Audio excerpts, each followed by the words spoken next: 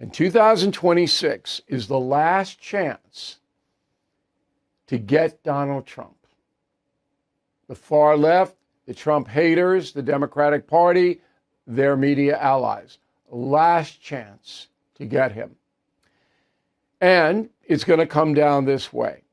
Every week there will be a new controversy. We've seen a preview of it this fall. Epstein, and now the gunboats, blowing up the drug boats. And next week it'll be something else. I don't know whether they'll take a Christmas break or not.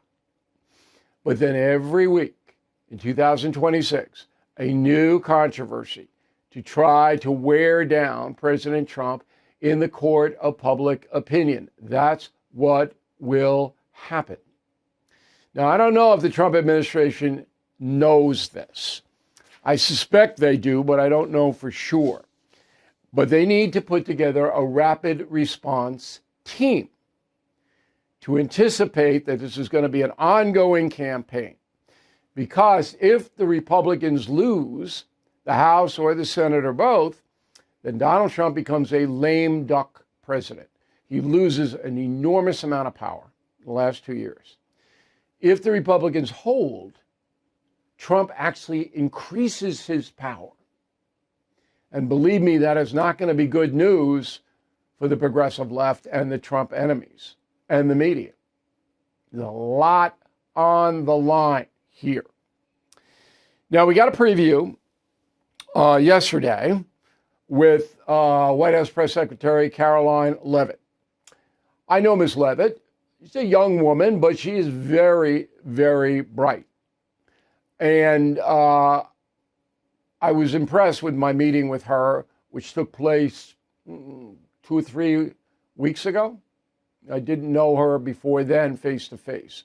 Anyway, you'll remember that the New York Times ran a piece that said Trump is getting old. That's impacting on his job. Piece is bogus, and I told you why. I deal with the White House all the time at the highest level. I know that Trump's younger staff members have a hard time keeping up with him. That's a fact. The story was bogus. So yesterday, Ms. Leavitt took it on. Roll the tape. And I will point out one fake news story over the weekend before I let you all go from the New York Times that took about 1/3 of the president's daily calendar and his daily schedule and said that he's doing less than he did in his first term, or he might not be fit for the job. That is unequivocally false, and it's deeply unfortunate that this story was written by the same outlet and the same reporter who wrote this. Biden is doing 100% fine after tripping while boarding Air Force One. Oh, same outlet, same reporter who wrote that President Trump is not fit for the job. Are you kidding me? And it's true. So there was no reporting on President Biden's decline. And to the very end, the liberal media was saying, oh, no, don't believe your eyes. He's fine. And of course, he wasn't fine. Now, that's the kind of very effective, methodical response that the Trump administration has to get up and running on every issue if they want to win the midterms. And that is what is at stake. Let's face it, the U.S. economy is under stress. National debt rising, trade war shaking the markets. And meanwhile, China is dumping the dollar and stockpiling gold. That's why I protected my savings with physical gold and silver through the only dealer I trust, American Hartford Gold. And you can do this. Get precious metals delivered to your door or place in a tax-advantaged gold IRA.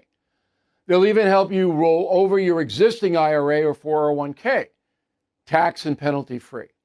With billions in precious metals delivered, thousands of 5-star reviews, and an A+ from the Better Business Bureau, you can trust American Hartford Gold as I do. Please call 866-501-5201 or text BILL to 65532. Again, that's 866-501-5201 or text BILL to 65532. Thank you for watching. To view full episodes of the No Spin News anytime, Sign up to become a BillO'Reilly.com premium or concierge member today.